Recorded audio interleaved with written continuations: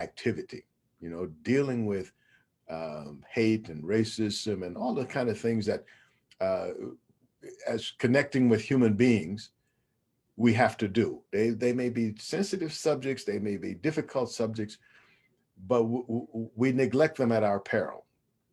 So it's possible, if possible, I would like to have people engage with questions, comments, your experiences, uh, because it's all of our struggle. It's not just uh, it's a struggle for some of us who and people who are on the front lines.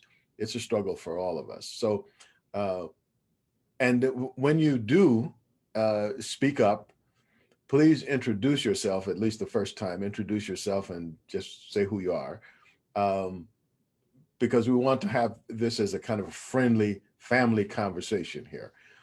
So, to start off with, I'm going to ask Taneeza to introduce herself, talk a little bit about what she does and what her organization does. Taneeza, take it away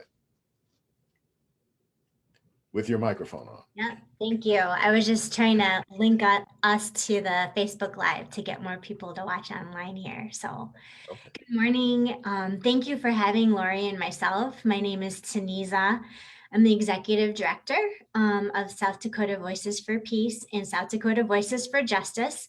We're sister organizations. As we started our work in January of 2017, fighting what we term as bigoted legislation in peer. We focus on immigrant, refugee, and Muslims across the state because oftentimes when it comes to the dehumanization of one, we are lumped together as being the same.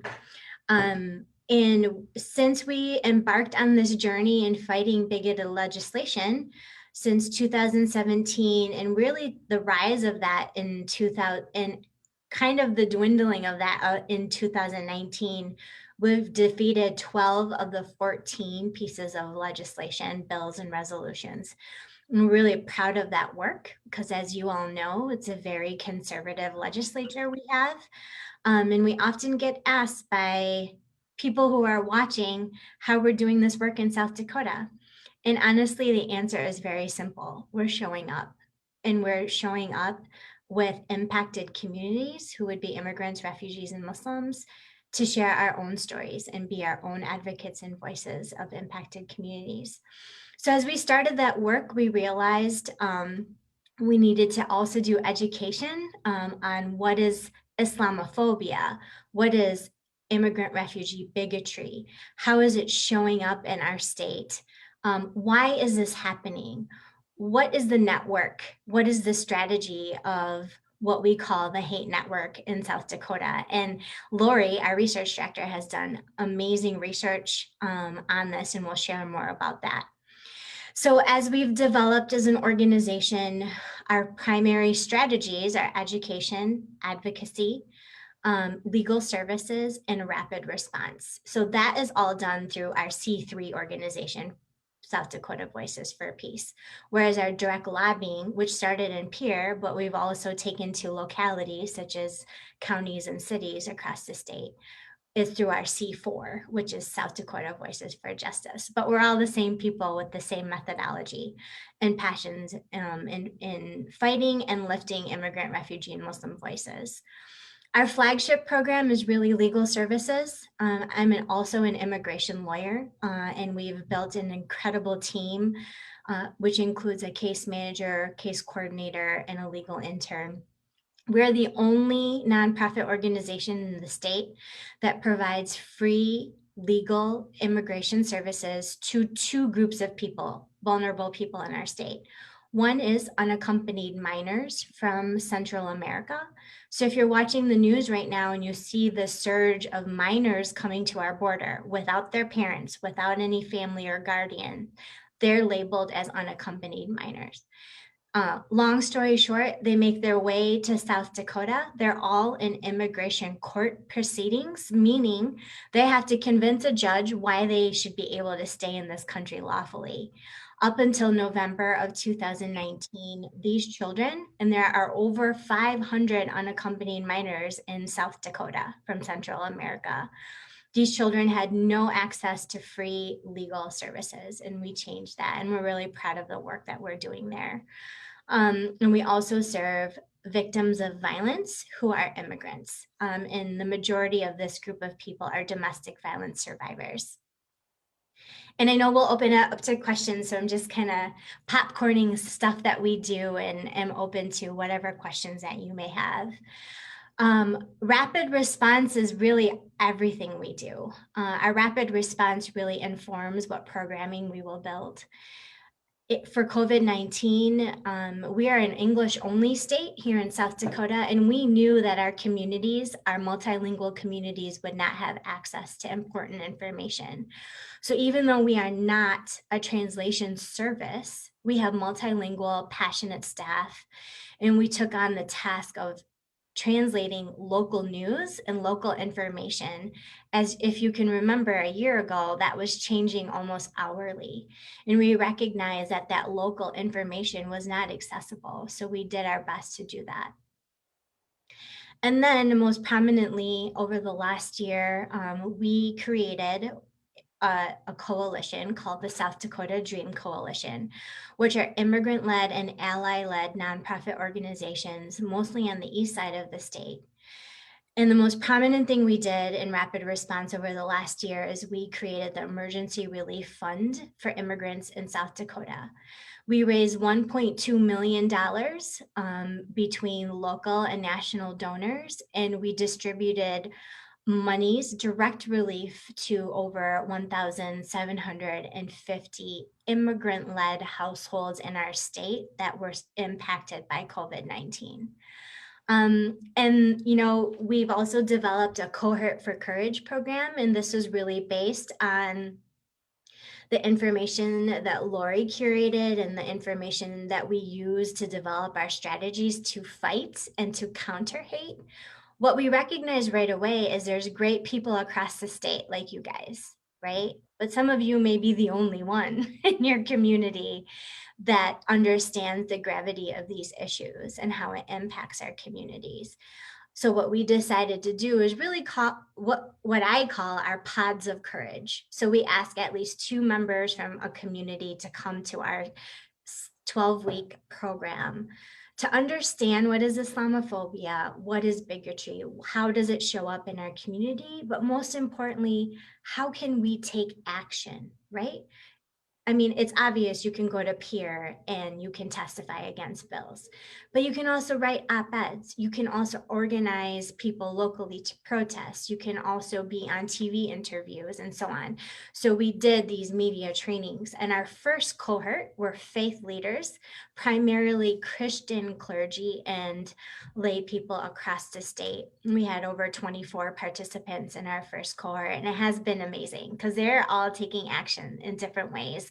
And that's what we really want. It's education plus action is really the bread and butter of our philosophy. And so with the murder of George Floyd, we developed another coalition in town, which Sister Naima is a part of, the Justice and Equity Coalition. We were really looking at police issues, police trainings, possible criminal justice reform issues. And through this coalition, our first event was hosting a youth forum, which you can find on our YouTube channel. We invited youth of color from Sioux Falls, to share their experiences of what it is like to grow up in South Dakota as a youth of color. And it was a very powerful moment. That really informed us in thinking about who our next cohort will be. And so we've identified K through 12 educators to be our next cohort. We developed a partnership with SDEA to make this an ongoing training. But basically what we learned and what I remembered as a youth of color, our first experience of discrimination was in school. And it was usually by a teacher, right? Unfortunately. And the power that teachers have to mold youth of color's understanding of discrimination and bigotry, and also what it means to be an ally, is very critical. And so in identifying that will be our next cohort. And then we're also looking at a youth cohort. to take action. So that's on us in a nutshell. Our website is in the chat box, and I can drop it again if you can't see it. We're very active on social media. On Facebook, you'll see our dynamic information. Right now with COVID, we're pivoting to doing multilingual education on how to access the vaccine and trying to figure out if we can bring the vaccine to the community through on-site clinics versus just going to retailers and to the hospital or healthcare systems. So Hey, I'll leave it there and yeah. hand it over to Lori to But tell you more about our research on the hate network and right. what we're. Before you do, I think Lee had a question, so I don't want to get too far ahead. Okay. Lee, did you have a question? Actually, I don't know why that hand is up there. What Oh, happened to that? okay, I don't know. Okay, that's But fine. I do have a question. I was writing some notes down as she was speaking, and I have met Taneeza. You were at this, what is it called? Spirit of Peace or something like that a couple of years ago, and Yeah. with Jean and Jan and so forth. But I love how you're getting all of these organizations from education to locals and getting it through the grassroots in that manner. Fantastic job that you've done, and your life story is very interesting also. Thanks, Lee. I have two questions, and then I'll be done for the day. I'm wondering what we personally can do to help in these organizations, because we are seeing more of that hate in our communities, or I think I have definitely divisions, and I think that's true wherever you go. And I was thinking of, what do we have in common? Could we separate what we have in common privately and then discuss those things we think we have in common? And we might have the same things in common, but how we solve those problems are differently, and why, and how we can come to a consensus on that, starting at the basic level. What harm has been done? My final question: what harm has been done with these divisions? Well, through our society for a long time, but especially right now. Yeah, I mean, this is the question no one has been able to provide the answer to, right? And we're working on strategies on what we believe will work. And the key difference to our strategies and how we do our work is our belief and our philosophy in building, in which is a part of our vision statement, is to build an anti-racist state. And when you look at the concept of anti-racism, it's really understanding institutional racism and how policies and laws are really holding our communities back, alongside the hate we see in our communities. It all goes hand in hand.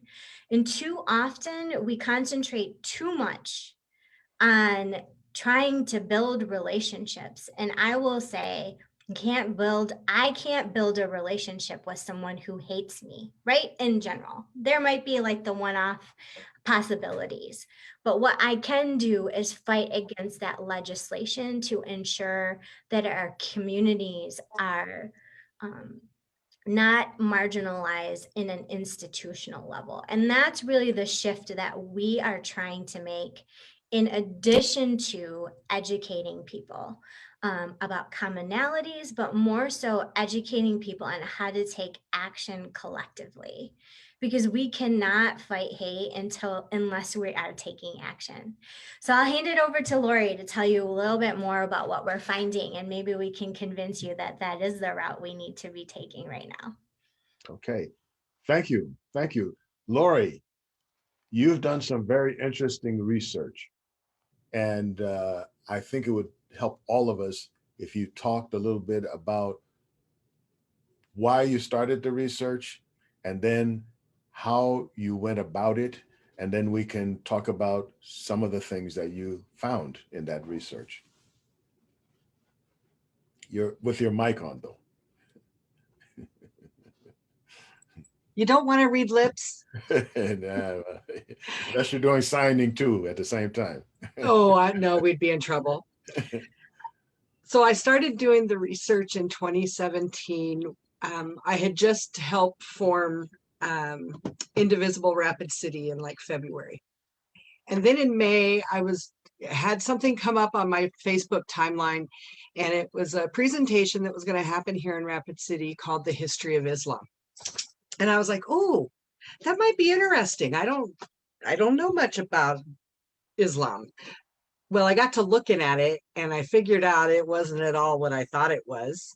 It was actually an anti-Islam presentation. A national speaker by the name of William Federer was being brought in to present why Islam is so awful and how it has been since its inception. That's kind of his thing in a nutshell. And personally, I was appalled when I saw that. I'm like, really? This is happening?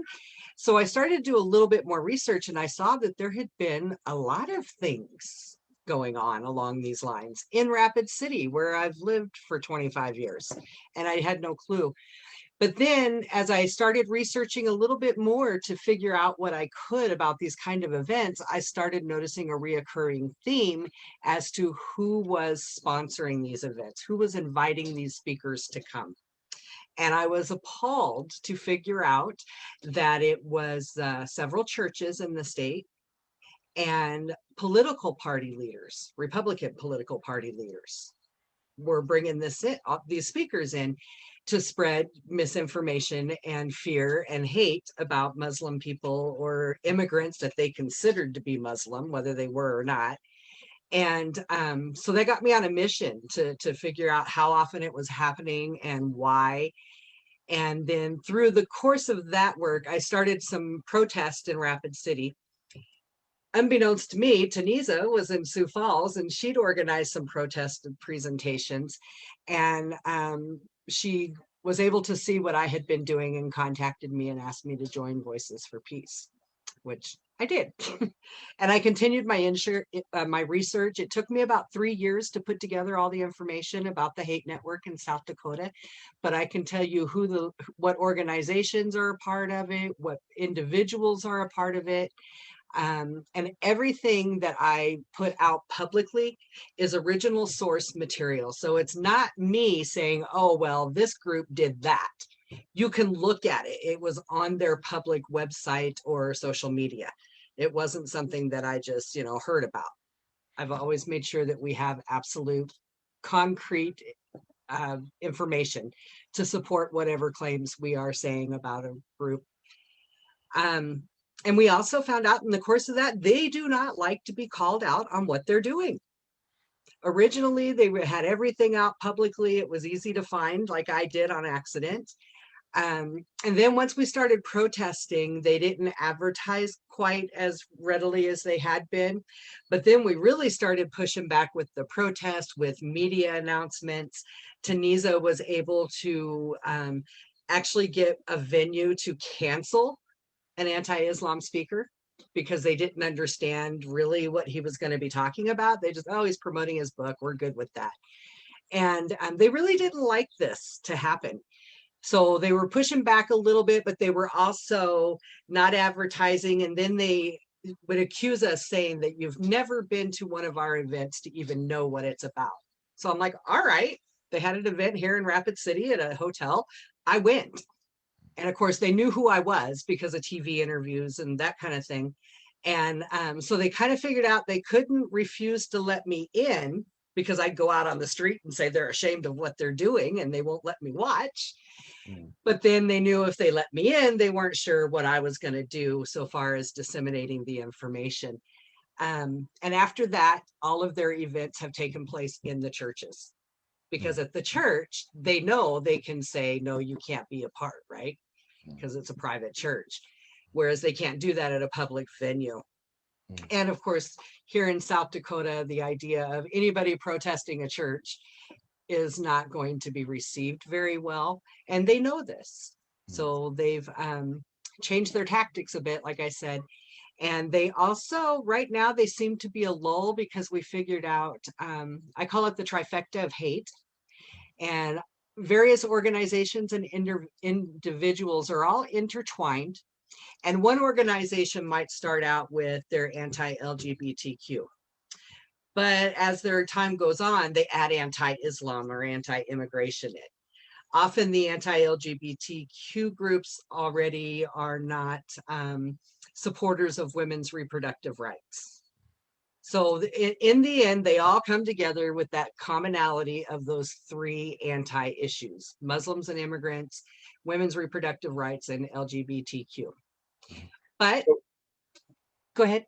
I was just gonna say, when you talk about those, can you talk a little bit about what kinds of things that you guys are doing with those groups?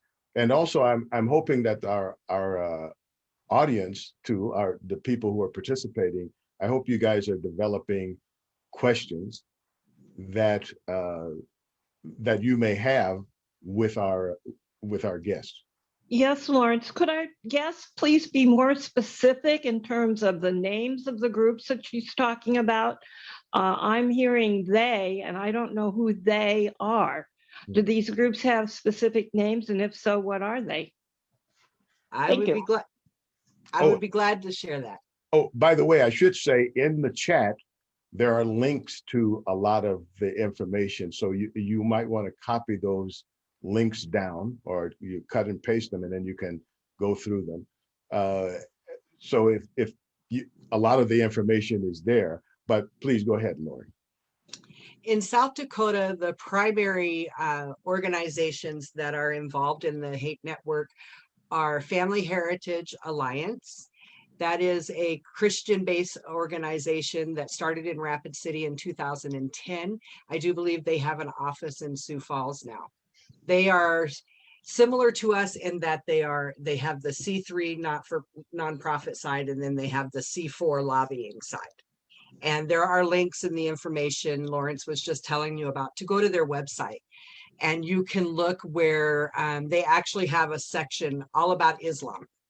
And the groups that they're affiliated with concerning Islam are known hate groups that have an anti-Islam immigrant agenda that they push nationwide. And then we have the primary church involved with spreading misinformation and hate is Landmark Community Church here in Rapid City. They tend to sponsor a lot of the meetings. Their pastor was at one time a state legislator. He filled in for, he was appointed when an elected legislator passed away, and he finished out that term and didn't run again. Another church in Rapid City is First Assembly of God. They sponsor a lot of events. Faith Temple Church in Sioux Falls did sponsor numerous events. Some of them were live speaking events, and then others were showing videos from the speakers that had come to South Dakota from other places. There's a group in Aberdeen called America's First Task Force of Aberdeen, and they are hugely anti-Islam.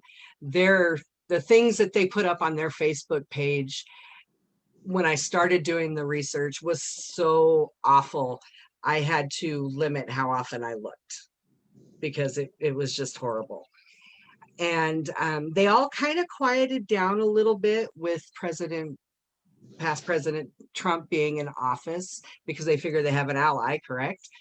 And but they did also shift gears. Now the big push in South Dakota is the transgender discriminatory legislation they're trying to pass. They also have grabbed on to the Black Lives Matter movement and put out false and negative information about that.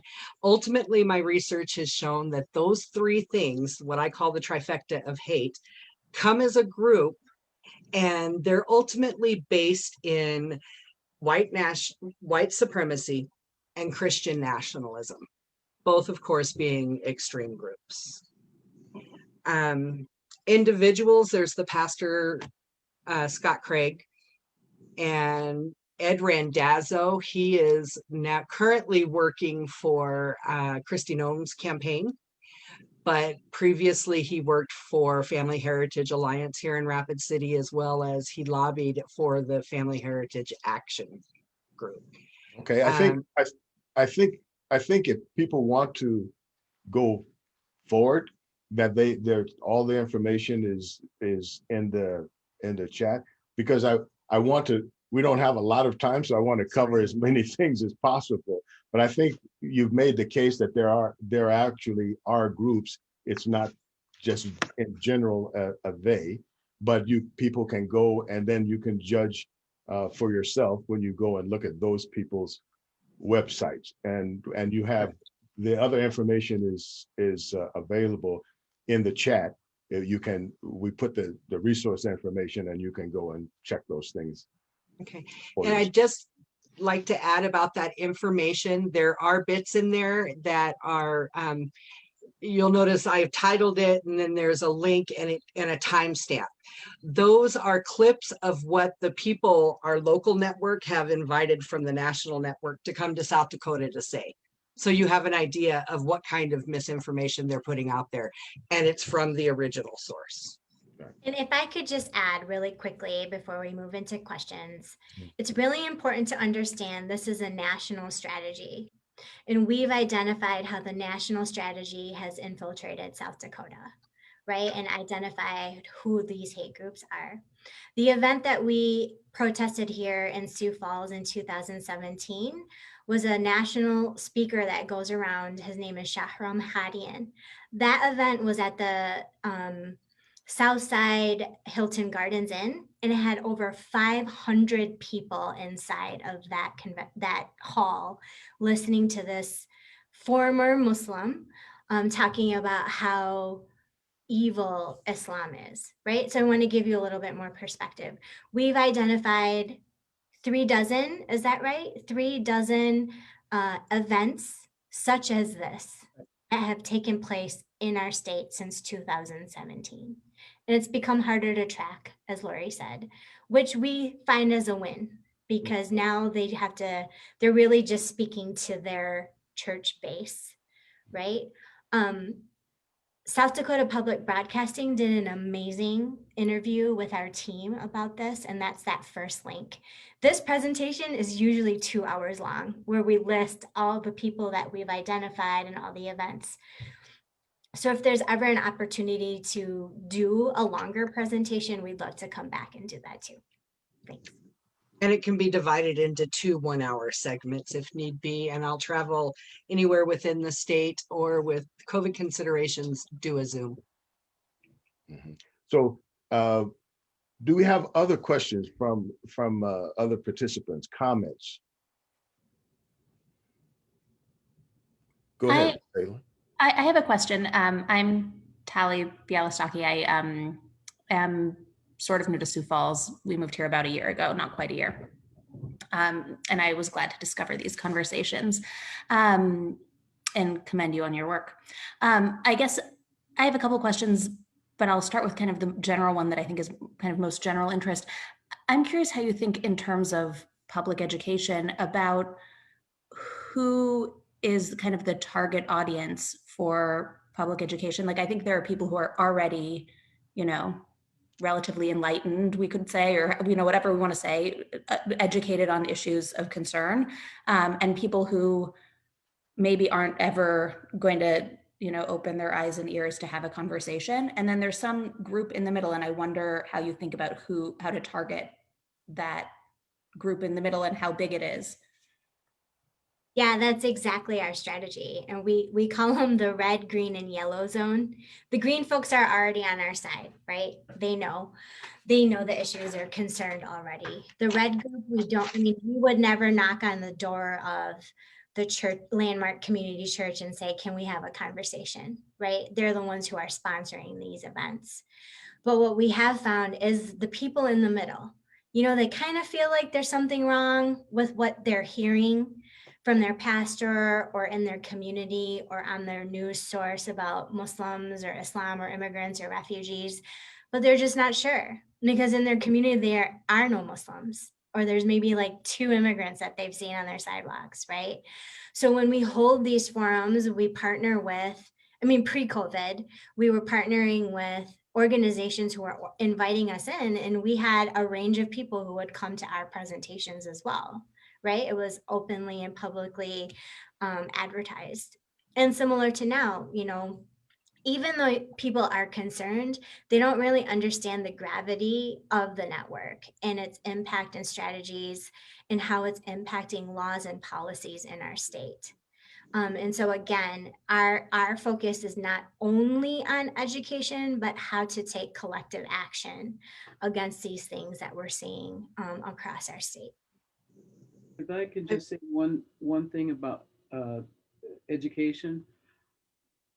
Being the only Muslim in however many miles around, I was teaching and substituting, and it happened to be Martin Luther King, and we put everything together because I was Black and Martin Luther King's holiday and so on. And we were reading from books that were these are third, fourth, and fifth graders, books that were depicting what was going on in civil rights.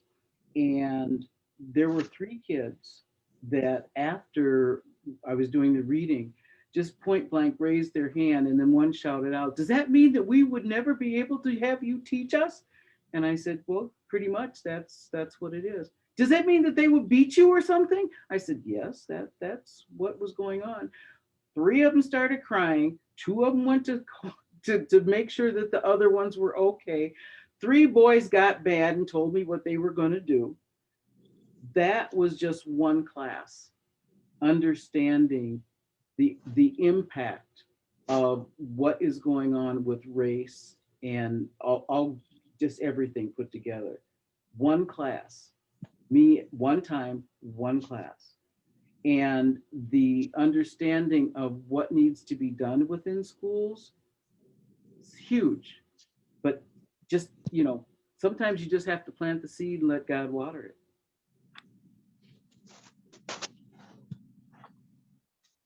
Any other questions, comments?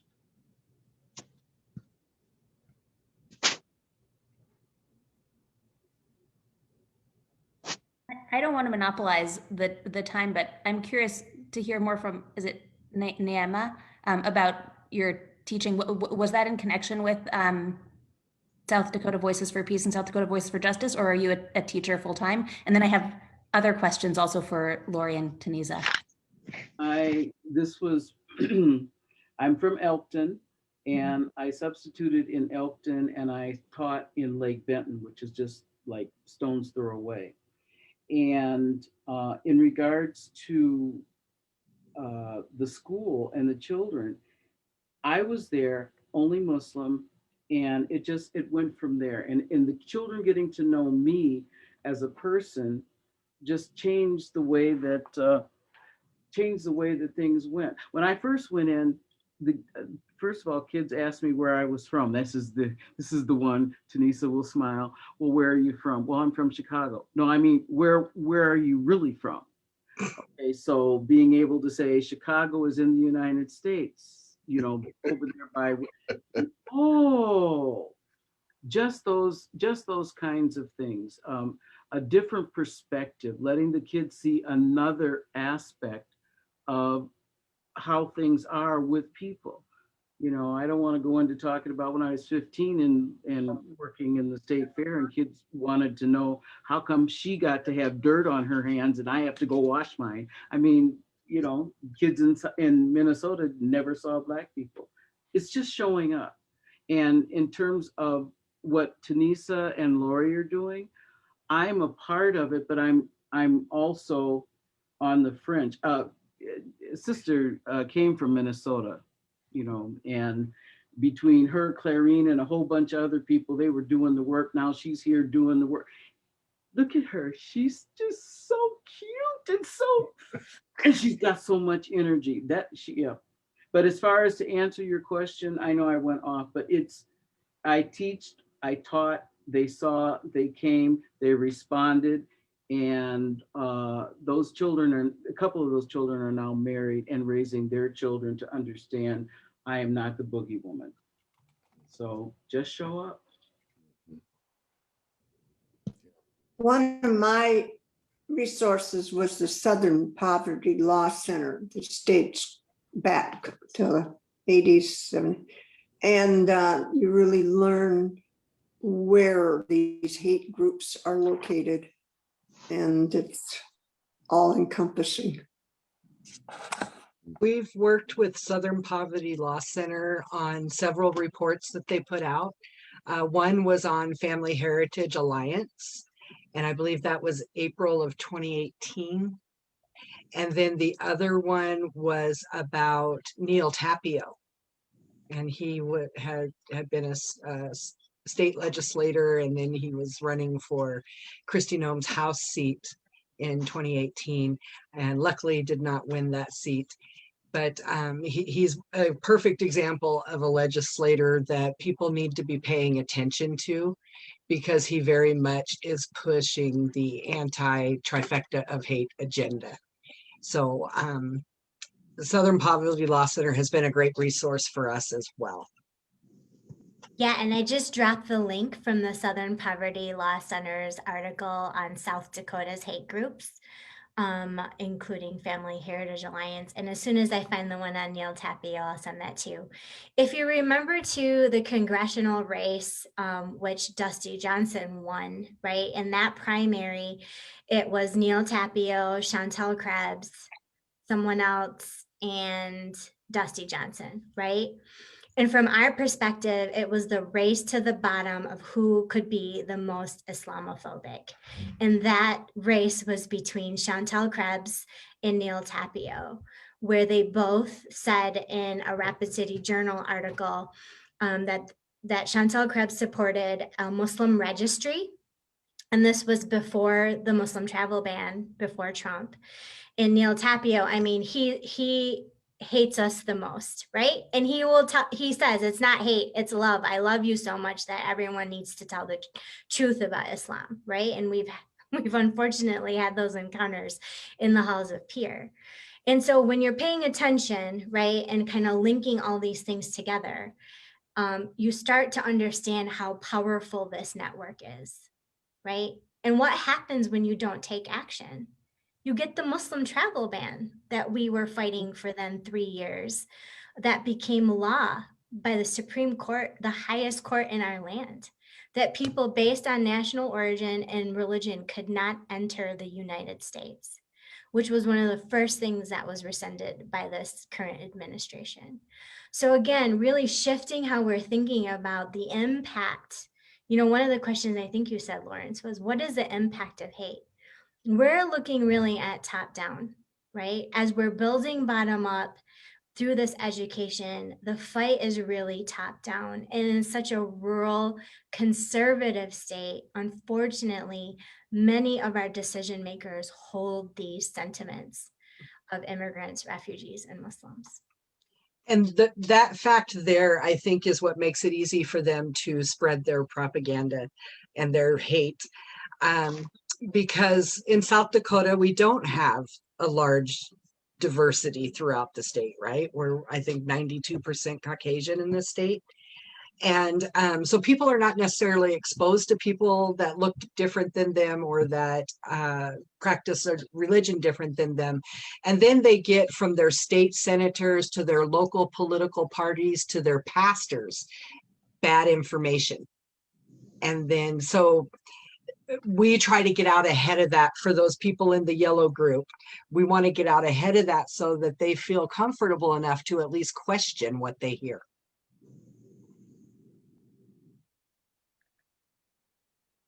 It's been brought to my attention that one of the links that I put in didn't work. So I'm going to put it in again and see. I think there's something wrong with our Dropbox actually. So we'll try to fix that on our end. Well, I put one in my Dropbox and it does work. Oh, okay. Perfect. Okay, so if you click, I just put another link to it. So try that link. and then you should be able to, it should download. Let me know if you have a problem with it. Okay, so just to move this along, what kinds of things are you guys doing now to get us out of this cycle, or to make things better? Because I think we've identified that, okay, there seems to be a problem here. What or there is a problem. What are you doing now to fix it, or to help improve the situation? Well, I think the biggest thing we're doing is building awareness of the severity of the impact, right? We're building coalitions. Intersectional coalitions is really how this movement will, we support everybody and anyone who is fighting bigotry and racism in our state, because our vision is to create an anti-racist state, right? So we support all the anti-transgender bills that are happening. We actually organized to support Juneteenth to be a state holiday, right? We're looking at all of these opportunities to build an anti-racist state. And the most impactful thing I would say we're doing is we're bringing immigrants, refugees, and Muslims to be their own voice, so they are visible, right? We are telling their stories on our website. We have a storytelling project, because the history of Islam in the Dakotas is deep and rich. There are now 4th generation Arab Muslims that live amongst us, right? And Arab Christians. And nobody remembers that. Kaladi's in Sioux Falls, and a law firm, that has Abdullah on it. I mean, when I first moved here, I was like, where did I get dropped into this like secret Muslim space, right? And as I learned more, it's about the really beautiful story of Arabs coming to the prairies. The first mosque in the United States is located in North Dakota. Okay, so this is the type of awareness we're trying to bring, but to then create action, right? We're getting our immigrant and refugee communities to take action, and we're getting our ally communities to take action, right? And so that's what our Cohort for Courage program has turned into. But then we're doing all this civic engagement work with immigrant and refugee communities to understand the importance of filling out their census form, right? To understand the importance of registering to vote, and to vote in local elections and school board elections, and how that impacts our communities. Those are the things that we're building. I don't think it's ever going to be solved, but we're building. If we get to a place in the next 5 years where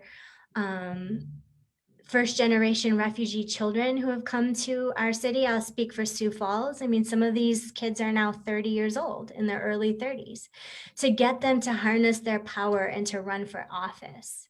That's how we break institutional racism, right? That's what we're building from our organization. How can individuals be engaged? Of course, they can, join in your efforts, and you put, contact information there. We have contact information. I hope it's in there somewhere. But people they have interpersonal relationships with people who are not there. So how do they? What kind of things can we as individuals do to reduce the amount of hate that is spread through our state? I would say, to begin with, don't be afraid to call it out. Obviously, you want to make sure that you're safe, and if there's a particular target that you're observing receiving this hate, that they're safe. But just by saying, I'm not comfortable with that, why would you think whatever their misperception is? Because it makes them stop and think. And I think one of the reasons why we have had such a backlash of hate really across the country was because when Donald Trump was elected president, he opened the door for these people that we'd spent years, since even the 60s, pushing them into the dark corners of the world, right? It's like, you can think what you want, but you don't be waving that around in public because we're not going to put up with it, right? But then Donald Trump says, hey, come on in, it's all good. So now we got to do the work to push that back. And by doing that, you have to call it out when you see it and say that's not okay. Yeah, absolutely. Disrupt hate, which is very difficult to do because more often than not, there are family and friends, right?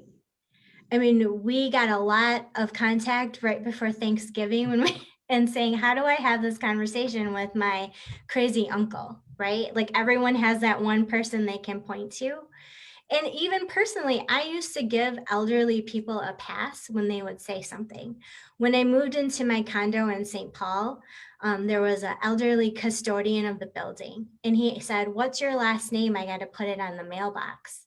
I said, Islam. He's like, oh, your people are killing all my people in Iraq. And I was like, this is the work that I do, right? And I didn't know what to say. We have to say something. I'm sorry, I don't know what you mean by that, but figure out what you can say depending on who your audience is, because that is how we got here. We didn't disrupt it from the beginning. And now it's like everywhere. So that's why we must work top down and bottom up.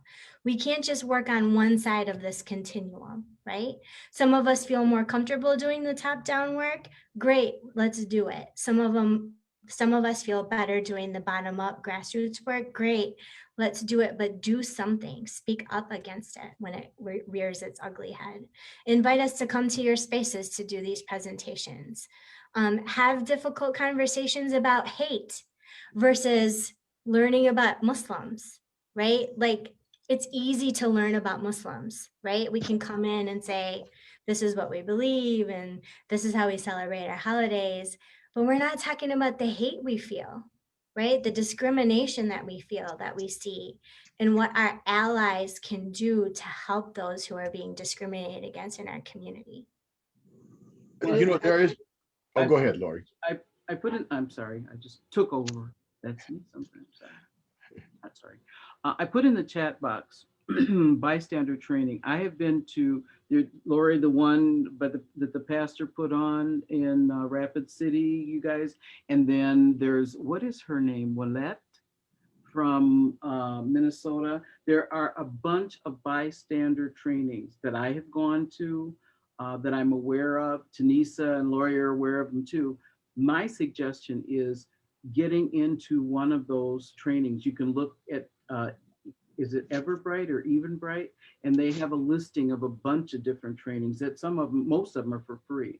And if you attend a lot of different ones, you'll get a lot of different things to hold on to. And then there'll be a duplication. People will say the same thing over and over again, just different ways, different voices. That's my suggestion. The bystander training, and Lori and Taneeza can give you more. I put my my email address in there, but it shows you how to assess a situation, what you can do within a situation, and has you look inside of you. What can I do? Am I comfortable in standing up to this one and that one? Because we all know South Dakota, everybody knows everybody else. And a lot of times you don't want to say anything because it might be to somebody that knows somebody that's their grandfather's uncle. And so it helps you to take a good look at yourself and see what things are out there. But bystander training is really, even a bad one is really good. Then it's better than nothing. Yeah, and the other side of the coin of disrupting hate is also being a voice for those who are not included. And what I mean by that is, most of us work, most of us are in different committees in our community. What does that committee look like? Are our voices being represented there? If not, can you prompt a question For example, with all this COVID-19 stuff, there's never been anyone asking, we have been, what languages are these resources, State Department of Health, in, right? How are our immigrant communities going to understand how to get the vaccine? Because everything's in English, right? So one thing I ask our allies to do when you're in these meetings and decisions are being made, ask, who are we leaving out with this policy, or how we're doing X or Y or Z? There's always someone we're leaving out, right?